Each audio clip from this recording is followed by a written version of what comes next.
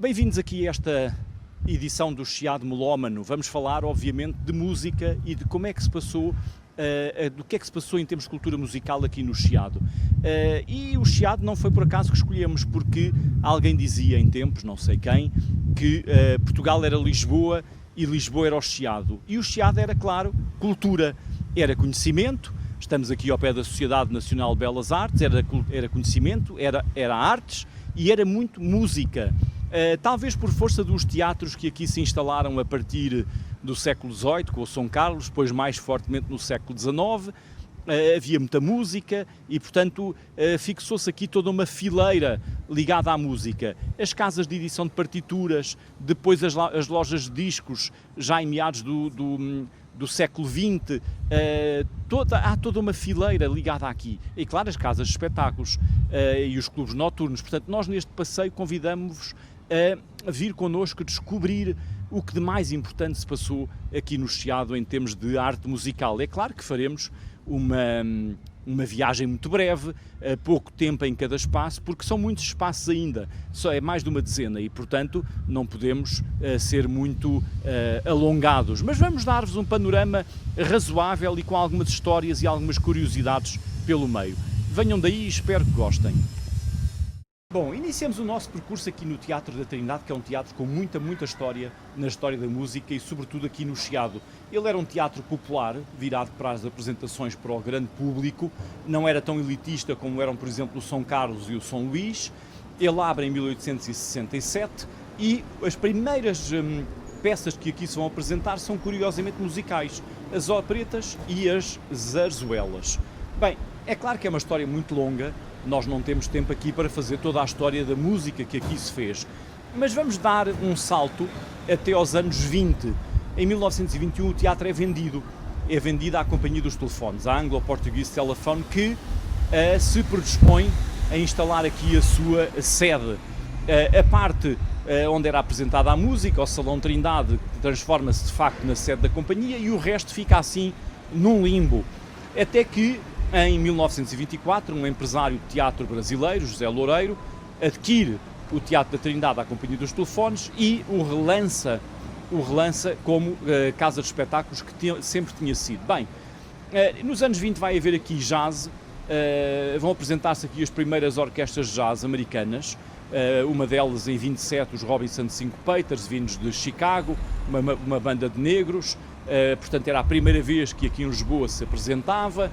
Vão andar aqui as companhias, o Bataclan, por exemplo, onde vem muita música do Brasil, e agora damos um salto até aos anos 40. Está aqui a Josephine Baker, ela vem atuar no Trindade, vem fazer espionagem, ela está ao serviço da causa dos aliados, tem informações que traz da posição das tropas alemãs no oeste de França e no norte de França, cedidas pela resistência, e ela tem isso escrito, essa informação está escrita a tinta invisível nas partituras que traz para os músicos.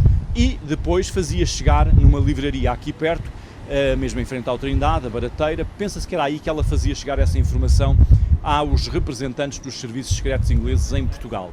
Bom, ela causou grande sensação, como imaginam, porque de facto as pessoas vinham à espera de a encontrar nua, como nos anos 20, como uma saia de bananas, isso já não aconteceu. Ela veio sobretudo cantar, nomeadamente um grande êxito, J'ai deux amours. Bom, depois nos anos 60 o Trindade é vendido à FNAT, à Federação para a Alegria no Trabalho, e José Serra Formigal vai constituir aqui a Companhia Portuguesa de Ópera e, portanto, o Trindade até ao 25 de Abril vai ser um teatro de óperas e operetas e também de teatro, obviamente, muito obviamente.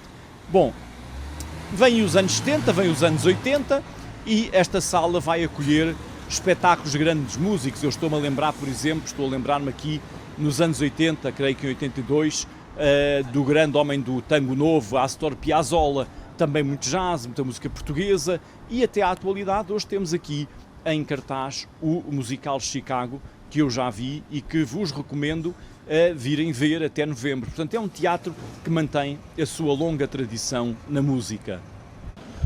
Bem, no nosso roteiro A segunda paragem é o Teatro do Ginásio. Não é um teatro muito importante em termos de cultura musical aqui no Chiado, mas já que estamos aqui ao pé, vale a pena fazermos este breve apontamento. É um teatro que abre em 1845, ele depois é remodelado e reabre já na segunda metade do século XIX. Ele vai arder em 1921, aqui uma grande tragédia, e morre até aqui uma pessoa. Em termos de música, o que vai haver é muito, e era habitual naquela época, é o Natal, é o Carnaval e é o Réveillon. E nessas duas épocas, de facto, estes teatros animavam-se muito com espetáculos musicais para entreter os foliões no Carnaval e aqueles que vinham com expectativa de anos melhores a cada início de ano. Bom, muito bem-vindos aqui ao São Luís. Todos conhecem este magnífico teatro. Vamos só falar um pouco da sua história brevemente e depois centrar-nos no que é a parte musical. O teatro inicia-se, a sua construção, no final do século XIX. É por iniciativa de um ator muito conhecido na época. Aqui os terrenos onde ele é construído pertenciam à Casa de Bragança, portanto o rei vai estar envolvido, Dom Carlos, que vai confiar ao Visconde de São Luís de Braga, digamos que a gestão da sociedade que presida a construção do edifício. Ele é inaugurado em 1894, por ocasião do 8º aniversário do casamento de Dom Carlos com Dona Amélia, e por isso recebe o nome de Teatro Dona Amélia. E inaugura-se com música, precisamente como a opereta de Offenbach, a filha do tambor-mor, que foi apresentada aqui em 2019 por ocasião dos 125 anos do São Luís. Em 1910, com a implantação da República, o teatro muda de nome, passa a ser Teatro República. Em 1918 morre o Visconde de São Luís de Braga, passa a ser o teatro então de São Luís, daí o seu nome. Entretanto, em 1914, portanto estávamos já na Primeira Guerra Mundial, no tempo da Primeira Guerra Mundial, o teatro arde, é reconstruído. E depois, nos anos 20, nós encontramos aqui também muita música e vamos encontrar o cinema. Encontramos outra vez o jazz, mas também a música clássica, a música erudita, a música popular. É claro que o teatro serve para apresentar teatro. Digamos que a música está sempre aqui, mas um pouco subsidiariamente. Eu penso que o próprio André Segovia, grande guitarrista clássico, tocou aqui e, portanto, vão andar por aqui muitos músicos. Anos 30, estou-me a lembrar, por exemplo, de uma orquestra Grégoire et C. Grégorien, era uma orquestra de música de jazz, onde tocava, por exemplo, o Stéphane Grappelli, embora ele não tenha vindo a Portugal, ele não esteve cá. Bom, o Teatro São Luís tem uma tradição muito vasta também na música. Estou-me a lembrar aqui nos anos 40 de vários músicos de Cuba, de Espanha, de França, de Inglaterra. Estou a pensar aqui nos anos 50 nos Delta Rhythm Boys. Estou a pensar que esteve para vir aqui também nos anos 50 o Louis Armstrong, que viria a Lisboa, sim, mas em 61 ao Teatro e Cinema Monumental. Estou a pensar em muita gente. Seria fastidioso fazermos aqui essa história. Depois, nos anos 70, o teatro é vendido à Câmara Municipal de Lisboa, que toma conta do edifício, e na década de 80 nós temos aqui o Teatro São Luís a funcionar como uma grande sala de espetáculos musicais de Lisboa. Reparem que o Monumental já estava em processo, enfim, já estava numa curva descendente, e, portanto, esta era a sala. Aqui tocaram também muitos músicos, nomeadamente, por exemplo, volto ao jazz, que é o que eu conheço melhor. Volto aqui, por exemplo, ao Chico Coria, com o grande pianista clássico Friedrich Gulda, enfim, muita música. Estou a pensar depois, mais tarde, já nos anos 2000, a Festa do Jazz, com as grandes escolas, todas as escolas de jazz a virem aqui apresentar anualmente os novos alunos e todos os talentos do jazz.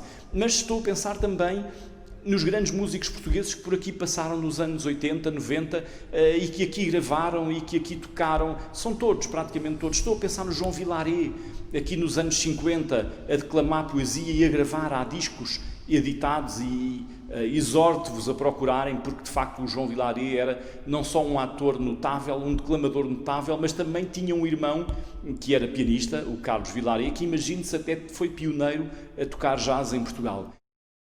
Estamos aqui no Largo do Picadeiro, em pleno Chiado, que está contido aqui entre o São Luís e o São Carlos, são as grandes referências. Parámos aqui só por uma razão simples.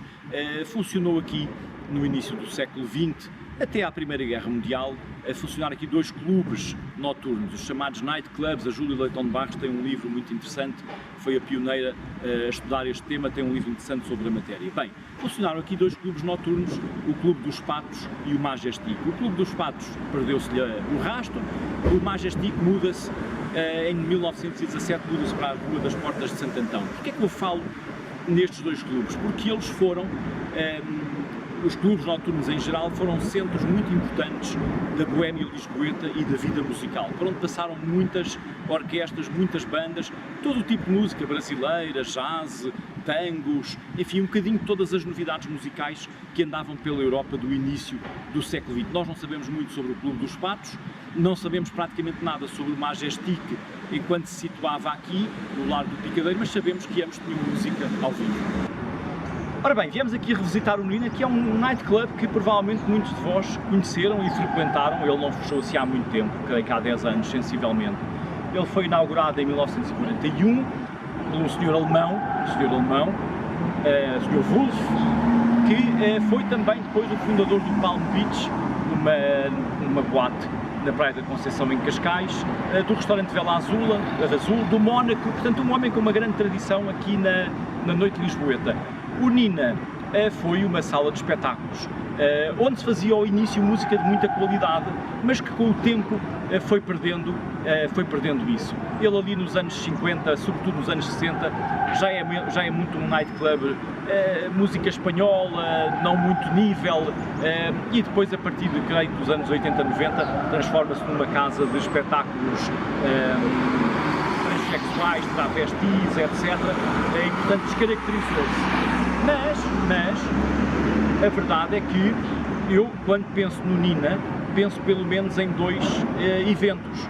O primeiro é a estreia do conjunto Tony Amaral, que vem da Madeira para o continente, e quem é que se estreia aqui com ele? O Max, o cantor Max. E lembro-me também do Louis Armstrong, quando tocou em Portugal em 61, veio aqui ao Nina. E chegámos aqui finalmente ao Teatro Nacional de São Carlos, que é um edifício que está aqui por acaso, podemos dizer isso, porque na verdade ele veio substituir o teatro que foi destruído no terremoto, que se localizava lá em baixo, junto ao Terreiro do Paço. Com o terremoto ele é destruído e vai-se construir aqui este teatro, que vai ser inaugurado em, creio, 1792. Portanto, o outro era o Teatro da Ópera do Tejo. Este teatro vai criar aqui, vai servir como um polo de difusão cultural no Chiado. A partir daqui vão surgir aqui diversas casas de edição de música que sustentam as óperas que vão ser aqui apresentadas. O teatro é construído, digamos que por inspiração dos teatros italianos, nomeadamente o Teatro alla Scala de Milão, o famoso Teatro alla Scala de Milão. É um teatro para a ópera, Em 1800 vamos ter aqui como diretor musical Marcos Portugal, compositor. Muitas das suas obras vão ser estreadas aqui. É claro que é agora fastidioso dizermos tudo o que se passou aqui, mas há um trabalho extraordinário da autoria do Júlio Morro. Ele fez a história em 2 volumes do São Carlos, portanto quem quiser saber exatamente tudo o que se passou aqui em termos de ópera tem esses 2 volumes de bibliografia. Eu queria dar aqui 2 notas mais curiosas, 2 ou 3 notas. A primeira é falar do pai de Fernando Pessoa. O Fernando Pessoa nasceu aqui no edifício em frente ao São Carlos. Não foi talvez por acaso. O pai, Joaquim Seabra Pessoa, ele era funcionário do Ministério da Justiça, mas trabalhava também como crítico musical do Diário Notícias. Ora, o Diário Notícias tinha a sede ali no Bairro Alto, nessa época. Estamos a falar do final do século XIX. E estava aqui o São Carlos, portanto, digamos que a localização desta casa para o pai de Fernando Pessoa era estratégica. Ele saía de casa, assistia aos espetáculos no São Carlos e depois escrevia as suas críticas e entregava ali no Bairro Alto, no Diário Notícias. Outro fato curioso é que nos anos 20 o São Carlos foi também um dos primeiros teatros a apresentar música jazz em Portugal. Há uma orquestra que vem atuar aqui em 1925, não se sabe bem quem é que eles são, o nome é meio estranho, há aqui, enfim, pode ser N coisas, não se consegue perceber exatamente quem são os músicos, mas sabe-se que havia. Claro que eles não atuavam na sala principal, eles atuavam no foyer durante o intervalo. Aliás, a crítica da época, a publicidade da época é muito engraçada, porque diz o São Carlos apresenta uma orquestra de negros verdadeiros, porque havia os de vaudeville, faziam espetáculos de vaudeville que eram brancos, que pintavam a cara de preto com graxa, porque como estava na moda as jazz bands, eles achavam que assim tinham mais público. Depois estou-me a lembrar aqui, em 75, em pleno verão quente, a atuação do pianista Bill Evans com o contrabaixista Eddie Gomez. O Bill Evans tinha participado no famoso álbum de Miles Davis, o Kind of Blue. Ele vem aqui, faz um espetáculo, a produção era muito rudimentar, a produção era feita pelo Luís Vilas Boas e pelo Duarte Mendonça, os homens do Cascais Jazz, que trazem um piano elétrico numa carrinha de caixa aberta. E estamos em pleno verão quente. O que é que acontece? Quando eles passam numa das ruas, há uma milícia que os manda parar, o piano elétrico estava coberto com um oleado, com uma lona, manda-os parar e diz: isso é uma metralhadora pesada que vai aí e, portanto, parem e nós vamos confiscar. E quando eles destapam, o que lá está debaixo é um piano elétrico. Agora imaginem um piano elétrico a ser transportado no verão, com o calor. Portanto, os meios de produção eram muito básicos. O Teatro São Carlos não teve sempre o brilho que nós podemos pensar, porque ele esteve durante muitas temporadas fechado.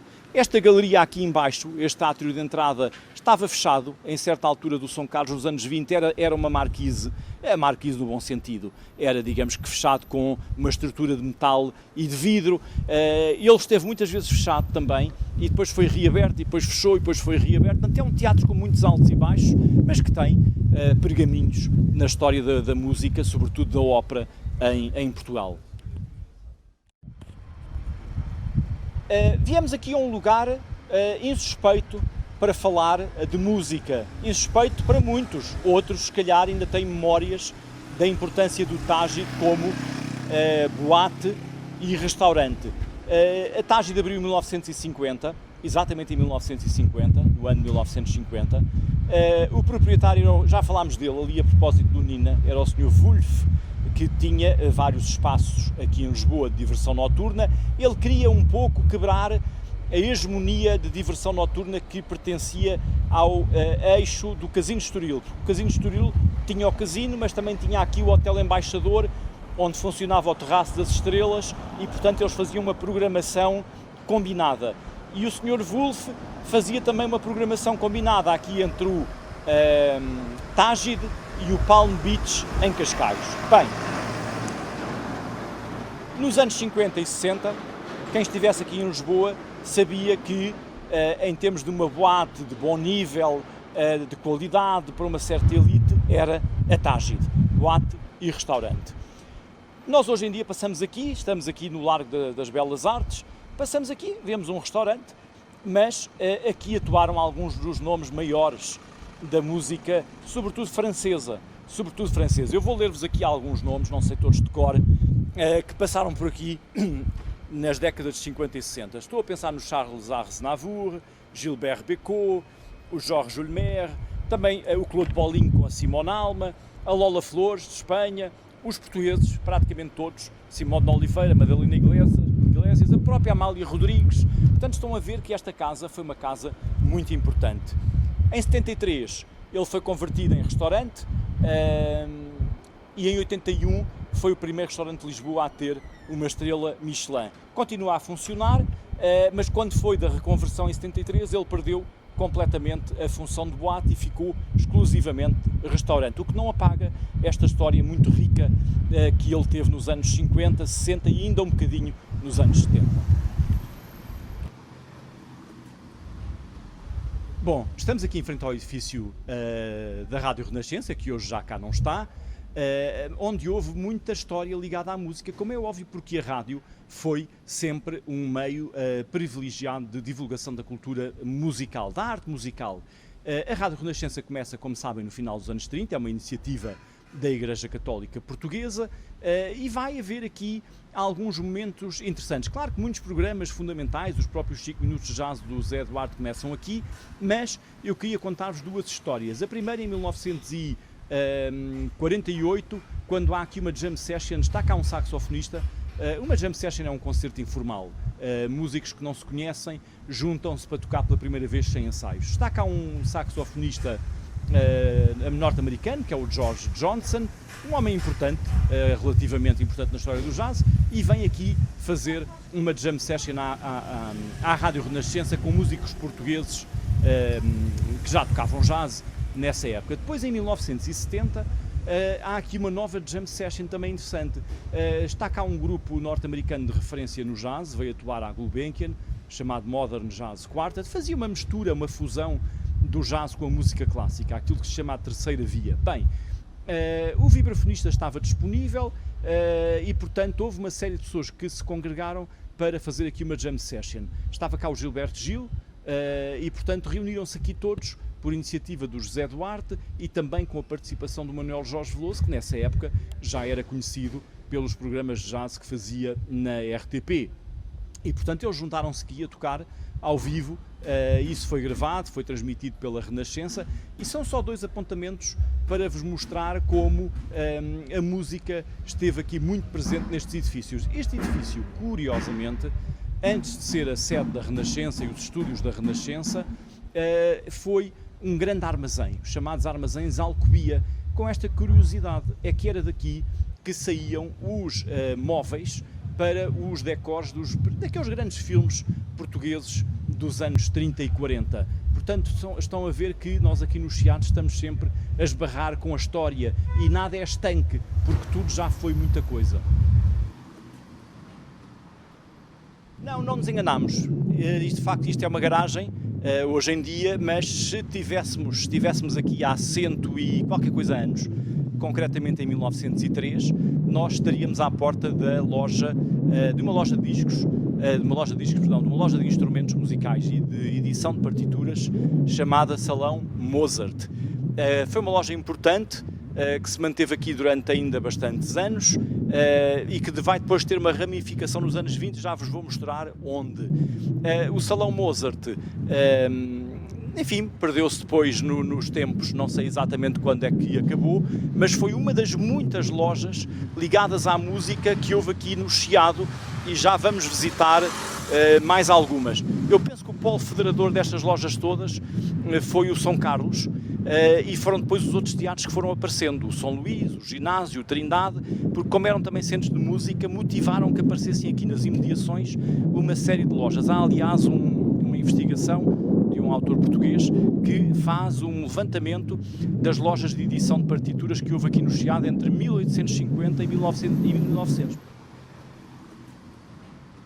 Bom, estamos aqui em frente à antiga loja Strauss. Isto, como tudo no Chiado, as lojas já tiveram muitas ocupações. Aqui estava a Strauss, hoje em dia está a Companhia Nacional de Música, que é uma entidade, uma instituição fundada em 1993 por um senhor chamado Carlos Rodrigues, dedicada à edição de fonogramas, de partituras, etc., e que assumiu em 2013 este espaço da antiga Strauss.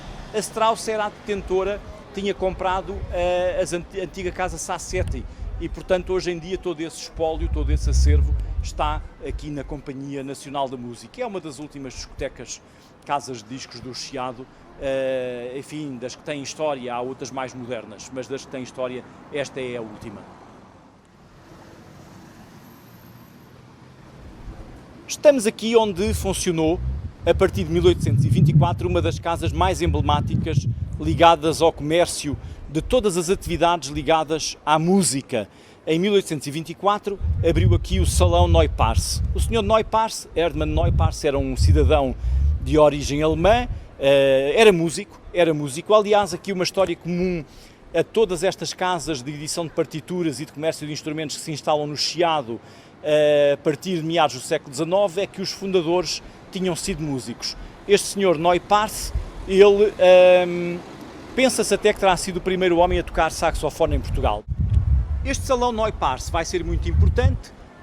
A certa altura emprega-se aqui um senhor chamado Valentino de Carvalho, que vai trabalhar até 1914. Ele depois sai, funda ali na rua da Assunção, funda uma Casa Valentino de Carvalho, que em 1924 compra o Salão Neupars e este salão passa a designar-se Valentim de Carvalho, Salão Neupars. E aqui é que começa a ser verdadeiramente importante. Bom, estamos aqui à porta da Louis Louis. Nós temos estado a falar muito do passado, mas o Chiado continua a ser melómano também no presente.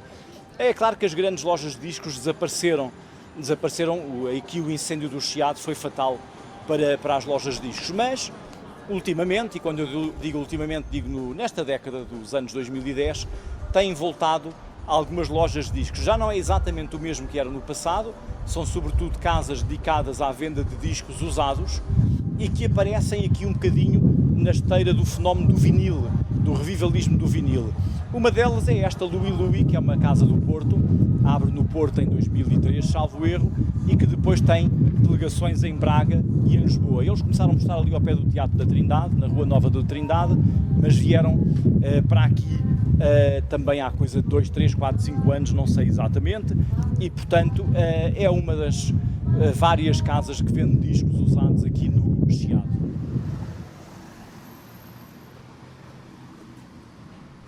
Bom, é claro que aqui no Chiado Melómano nós temos que falar também dos grandes armazéns que havia aqui e que abrem no início do século XX e no século XIX. Estamos a falar, obviamente, dos grandes armazéns do Chiado e também dos armazéns Grandela. Curiosamente, houve ali música. A música está ligada a estes armazéns porque ali se venderam discos, tanto num como no outro, mas mais nos armazéns do Chiado, que tinha até uma marca de discos, que era os discos Chiado. É claro que aqui nos armazéns do Chiado, a partir do final dos anos 90, início dos anos 2000, também tivemos como referência na venda de discos a FNAC. Discos, livros, mas aqui, como estamos a falar de música, e até hoje em dia de instrumentos musicais. Estamos na Rua do Carmo, temos que falar obrigatoriamente da Discoteca do Carmo. É uma discoteca que abriu em 1957. O proprietário era um homem muito conhecido na área da música, ou pelo menos veio a ser conhecido, Manuel Simões. Ele não morreu há muito tempo, morreu em 2018, em 2008, portanto há 12 anos. Era um homem da indústria e do comércio discográfico. Ele fez uma fábrica de discos em Portugal e digamos que a Discoteca do Carmo está nessa linha, toda essa ligação à música. Em 1988, com o incêndio do Chiado, a Discoteca do Carmo é milagrosamente poupada. O que sucede é que, 10 anos depois, com as obras da extensão da rede do Metropolitano até ao Cais de Sodré, o edifício sofre grandes problemas técnicos com essas obras e, portanto, a discoteca acaba por fechar, mas desde sensivelmente essa época até hoje está sempre aqui estacionada à frente uma carrinha, exatamente no local onde funcionou a Discoteca do Carmo, que pertence à Discoteca do Carmo e que continua a vender os discos e também já agora a propagar a excelente música, muito sobretudo de Amália Rodrigues. A Casa Sassetti foi uma das várias editoras de partituras que se instalaram aqui no Chiado a partir de meados do século XIX. Ela foi fundada em janeiro de 1848 por um senhor chamado João Batista Sassetti. Mais uma vez, a tradição é sempre a mesma. Ele era pianista, era músico e, portanto, abriu uma loja no seu ramo. O pai era o detentor, fundador do Hotel Vítor. O Hotel Vítor era um hotel emblemático em Sintra. Portanto, ele dedicou-se nesta casa inicialmente à venda e aluguer de pianos e também as partituras. No início do século XX, ele conseguiu, esta casa era representante da Casa Ricordi de Milão, portanto importava as partituras e alugava-as ao São Carlos. Esta era a sua fonte de rendimento principal. Tinha também uma escola de música, ali pelos anos 20 passou a vender discos e gramofones, também instrumentos musicais, e aqui no Chiado fechou em 62, passou depois para a Avenida Visconde de Valmor. Esta Rua do Carmo era uma rua de discotecas. Já vimos a Discoteca do Carmo, a Casa Sassetti, que também a certa altura foi discoteca, mas temos também a Discoteca Universal, que abriu em dezembro de 57, no número 51C, e veio a arder em 88, fechou nesse ano. A Discoteca Melodia, aqui nos números 23 a 27 também da Rua do Carmo, aberta em 62, esta era propriedade da Rádio Triunfo. Claro, também ardeu em 88, também fechou. A Custódio Cardoso Pereira, também na Rua do Carmo, mesmo aqui ao lado da Perfumaria da Moda, que hoje em dia tem outro nome, ela abriu em 1893, era uma subsidiária de uma fábrica de instrumentos a vapor sediada no Porto, vendia inicialmente partituras, instrumentos, depois mais tarde discos, gramofones. O próprio Luís Vilas Boas, o homem que é considerado o pai do jazz em Portugal, chegou a ajudar aqui à comercialização de discos de jazz e, portanto, era uma casa com muito renome. Quando foi o incêndio, obviamente tudo ardeu, ela passou lá para cima, para o pé para o antigo Largo das Duas Igrejas, onde está hoje a Vista Alegre, portanto ali ao pé da Brasileira. Hoje em dia creio que ainda existe, mas só com comércio eletrónico. E chegámos ao fim da nossa visita ao Chiado Melómano. É claro que ficou muita coisa por dizer, não tinha a pretensão de esgotar o assunto, mas quis chamar a atenção para os principais espaços onde a arte musical esteve presente no Chiado nos últimos, diria, 200 e qualquer coisa anos. Eu não me apresentei ao início, muitos de vós já me conhecem, eu já trabalho com o CNC, fez este ano 15 anos, portanto já tenho alguma tradição, mas eu estou também muito ligado à música, não só como investigador, historiador na área do jazz, eu tenho cerca de 10 livros publicados, mas também diariamente na Antena 2 podem ouvir-me de segunda a sexta-feira no programa Jazz a 2. O jazz, já perceberam que é aqui uma grande especialização, embora eu neste roteiro tenha tentado pairar um bocadinho acima disso, falando de diferentes géneros musicais. Espero que tenham gostado e que partilhem este vídeo, se gostarem, e ajudem também a apoiar a cultura e o Centro Nacional de Cultura. Obrigado.